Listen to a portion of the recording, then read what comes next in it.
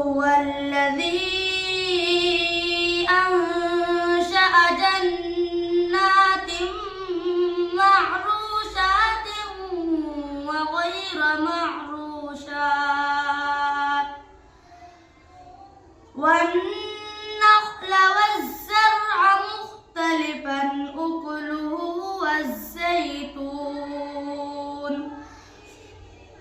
والزيتون والرمان متشابها وغير متشابه كلوا من ثمره إذا أثمر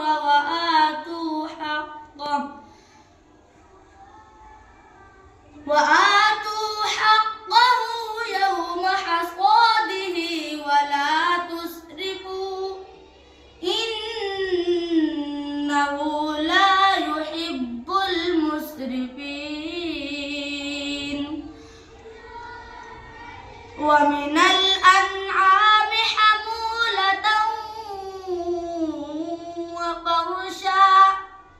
كلوا مما رزقكم الله ولا تتبعوا خطوات الشيطان إنه لكم عدو مبين